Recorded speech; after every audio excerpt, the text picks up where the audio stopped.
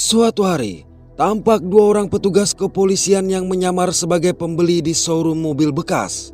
Mereka bernama So Docul dan Nona Bon. Setelah melakukan pembayaran, Docul melihat salah satu karyawan showroom menaruh alat pelacak di bagasi mobil.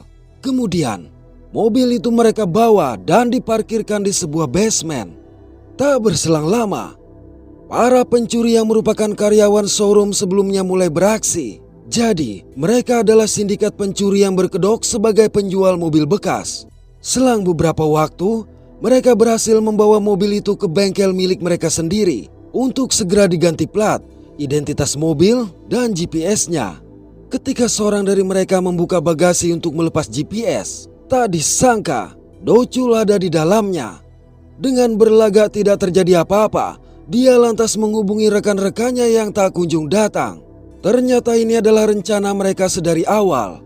Sejurus kemudian, Docul pun diserang sehingga pertarungan sengit pun tak terelakkan.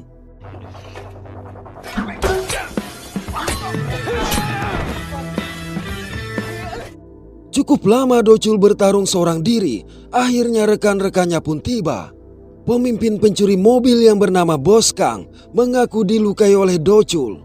Padahal dia terluka karena terbentur palu besi yang dia pegang sendiri sewaktu hendak memukul Docul. Lantas dia ingin mendatangkan pengacaranya.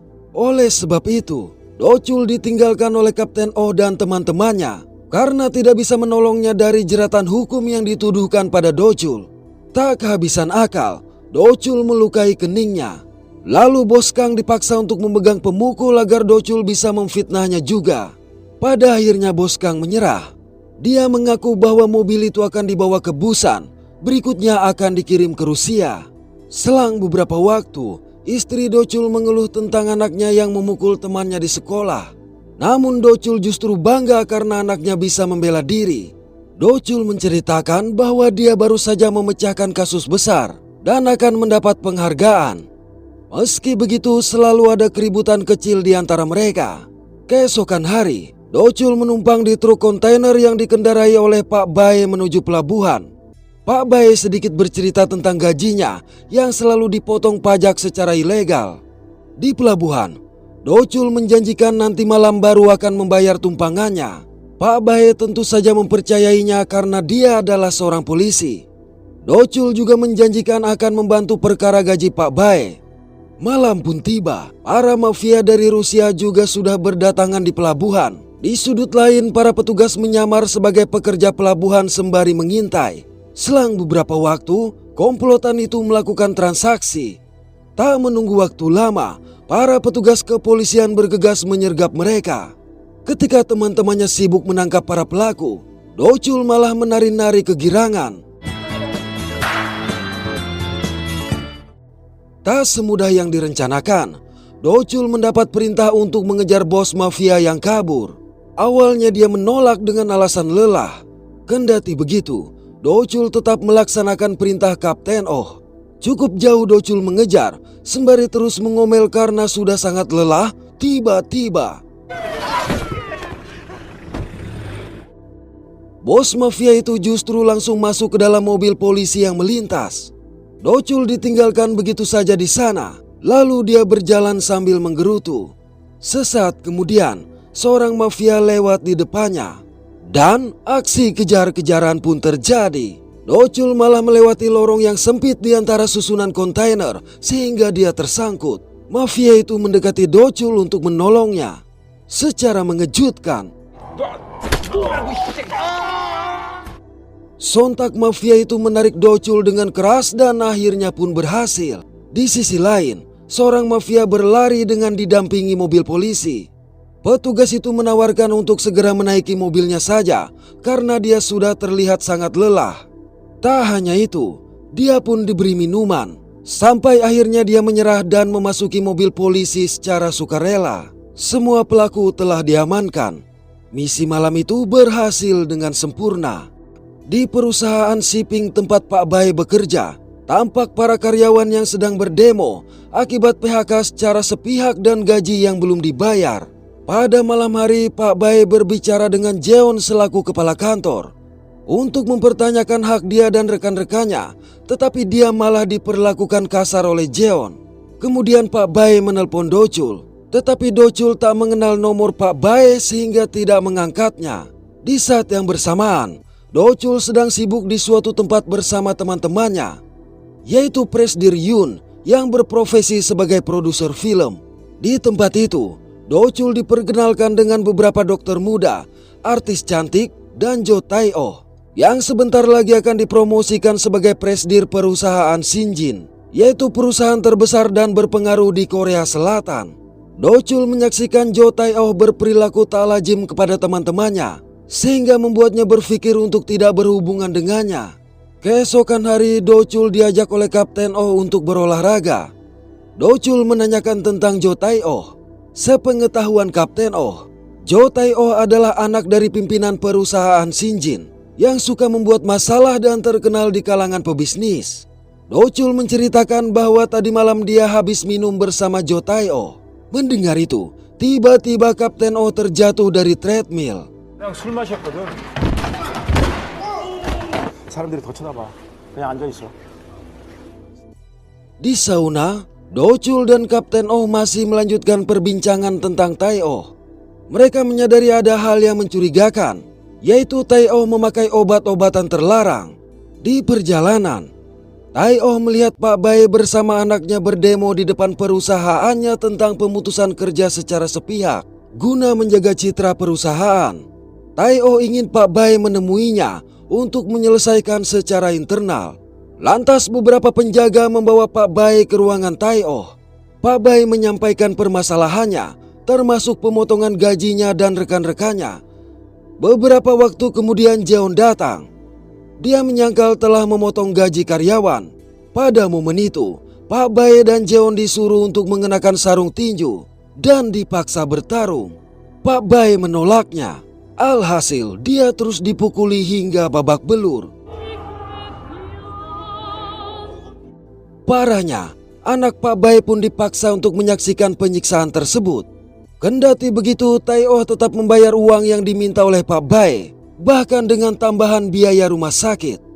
Selang beberapa waktu, Dochul mendapat telepon bahwa Pak Bae terbaring di rumah sakit. Sesampainya di rumah sakit, Dochul bertemu dengan anaknya Pak Bae. Di sana juga ada 2 orang polisi dari cabang lain. Mereka mendapat pesan teks yang menyatakan bahwa demi negosiasi gaji dengan perusahaan setelah berdemo, Pak Bae melompat dari tangga darurat. Untungnya saat terjatuh, ia mengenai salah satu pegangan sehingga masih hidup, tetapi sampai sekarang belum sadarkan diri. Mereka tak dapat menuntut perusahaan Shinjin karena sebelumnya Pak Bae tidak pernah menandatangani kontrak kerja. Dochul kemudian mengajak anaknya Pak Bae untuk makan di kantin rumah sakit. Perlahan anak itu bercerita tentang ayahnya yang telah dipukuli. Pihak kepolisian tak bisa memeriksa CCTV di TKP dikarenakan saat kejadian CCTV sedang ada perbaikan. Anehnya itu terjadi di waktu yang bersamaan.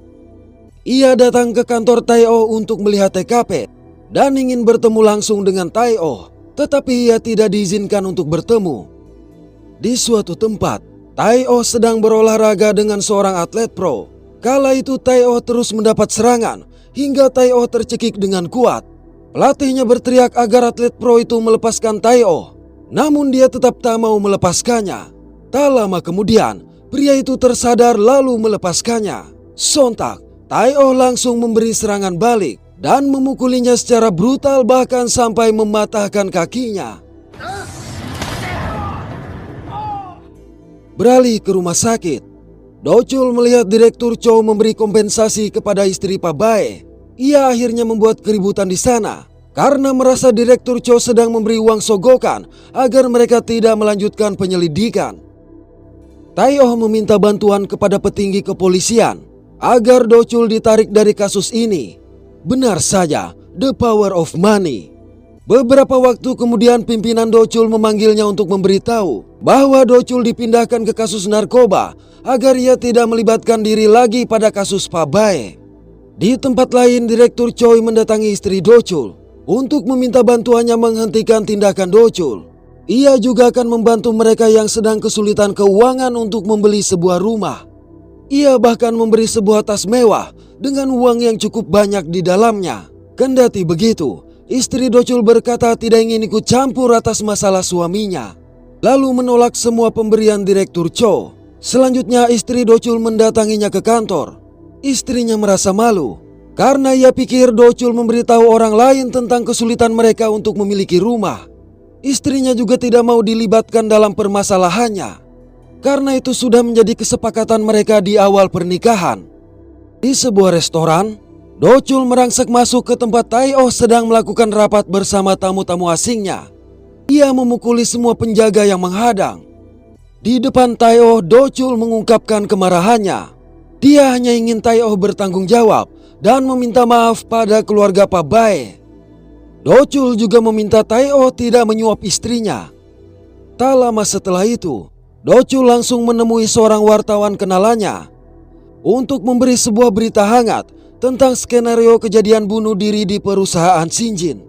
Informasi tersebut ditukar dengan informasi tentang Tai-Oh yang dimiliki oleh wartawan itu. Di tempat berbeda, Direktur Choi menemui Jeon yang diperintahkan untuk kabur ke luar negeri. Namun Jeon menolaknya dengan alasan ia pun juga korban atas kejadian itu. Lantas Direktur Choi memberinya tugas untuk menangani Docul. Pada rumah sakit tempat pimpinan Shinjin dirawat, mereka sedang membaca berita tentang perbuatan Tai-Oh yang sudah dirilis. Meski demikian, pimpinan malah memberi hukuman pada Direktur Choi karena tidak bisa menangani permasalahan yang dibuat oleh Tai-Oh. Hal ini menyebabkan Tai-Oh tidak pernah jera dalam membuat masalah. Namun Tai-Oh terancam akan dikirim ke luar negeri dan mendapat peringatan keras dari ayahnya. Jika membuat masalah lagi, Tai-Oh tidak akan mendapatkan warisan. Beralih ke Docul, dia sedang mencari keberadaan Jeon, tapi sang sekretaris tidak mau memberitahunya. Docul terus memaksanya sembari mengancam. Tak berapa lama, dia mendapat panggilan telepon dari Kapten Oh yang memintanya untuk segera ke kantor. Ada 2 orang petugas propam yang datang untuk menginvestigasi Docul terkait kasus penangkapan mafia mobil yang sebelumnya mereka tangani. Docul telah memukul mereka hingga lebam dan luka-luka, serta mengakibatkan citra kepolisian menjadi rusak. Docul pun disalahkan karena terus menyelidiki kasus yang bukan miliknya dan juga telah mengancam Tai-Oh. Di waktu bersamaan, Kapten Oh menghubungi seniornya yang juga seorang petugas propam. Ternyata 2 petugas propam yang datang tidak memiliki surat resmi untuk menginvestigasinya. Terlihat jelas bahwa mereka adalah orang suruhan Tai-Oh.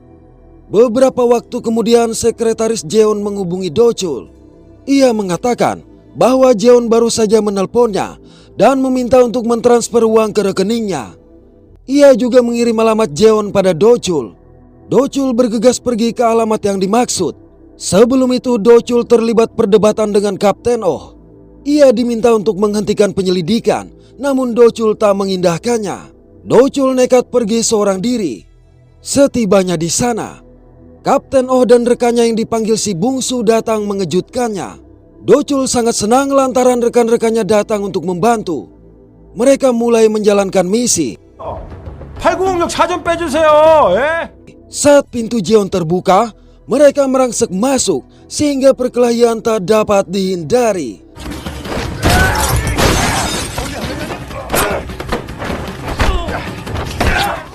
Sialnya bungsu tertusuk oleh salah satu teman Jeon. Melihat itu, Jeon kabur melewati sela dinding yang sempit sehingga aksi kejar-kejaran pun terjadi.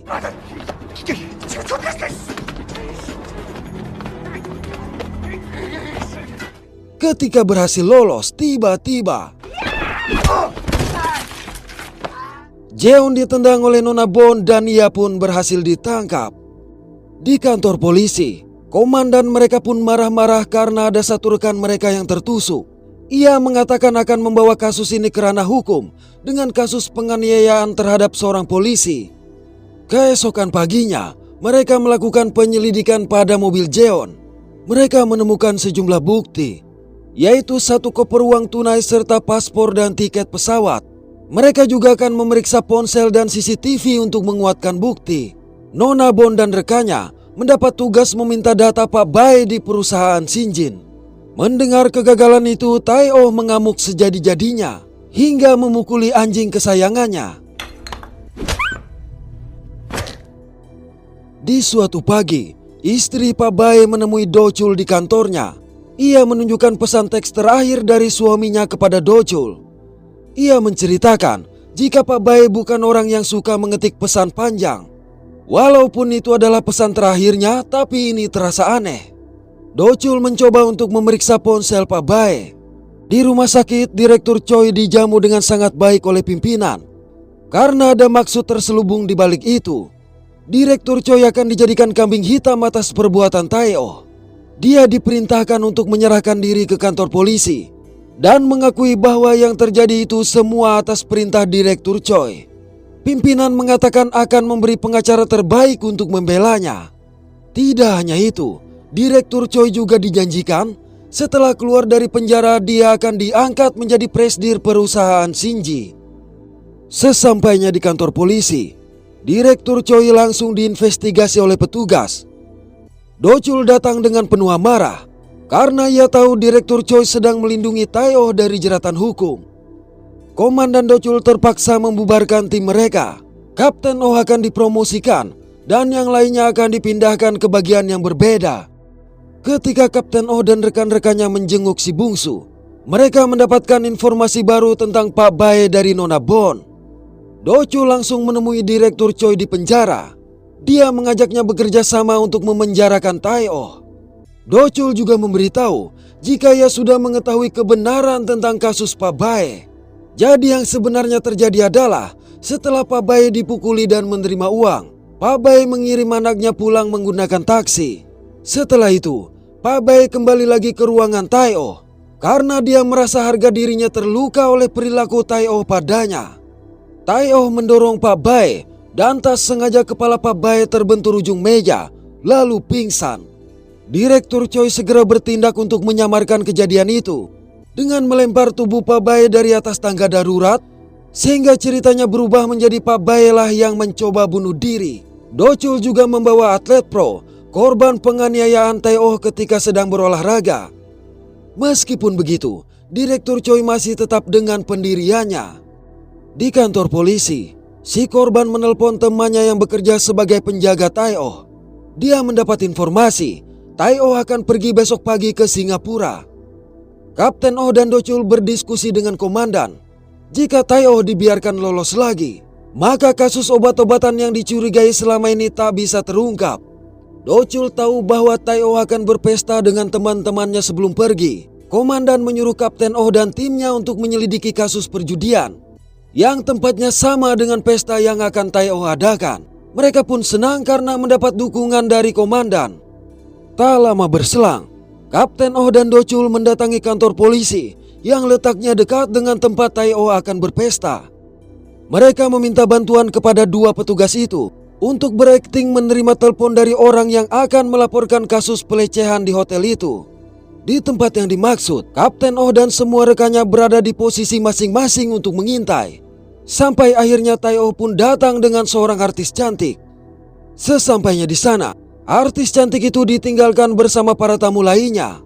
Sedangkan Tae-oh justru pergi ke kamar. Daye menelpon Tae-oh. Ia ingin Tae-oh menikahinya karena dia telah hamil. Terang saja Tae-oh tak menanggapi ucapannya. Lantaran Tae-oh mengabaikannya, Daye dengan emosi memaksa masuk ke tempat pesta itu. Dia tidak lagi peduli dengan harga dirinya sebagai artis. Daye masuk ke kamar Tae-oh lalu meluapkan amarahnya. Tae-oh sontak memperlakukannya dengan kasar. Dia juga mengambil sebuah suntikan obat terlarang untuk disuntikan kepada Daye. Seketika, Daye memohon ampun pada Tae-oh. Tetapi Tae-oh tetap menyuntikkan obat tersebut pada Daye hingga Daye pun tumbang.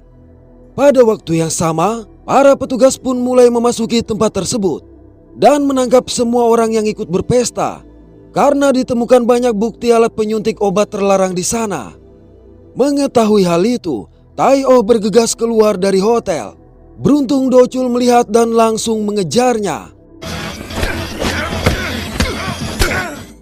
Docul melumpuhkan semua penjaga Tae-oh. Tae-oh kabur menggunakan mobil.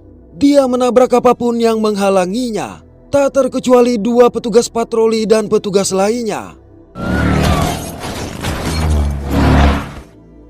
Tae-oh terus melaju hingga akhirnya terjebak di kemacetan yang parah. Dia lalu memutar mobilnya mengarah ke pusat keramaian dan menabrak semua yang ada di depannya. Do-chul mengejarnya menggunakan motor patroli. Tae-oh menabrak mobil patroli yang menghadang, tetapi dia masih kabur dengan memundurkan mobilnya.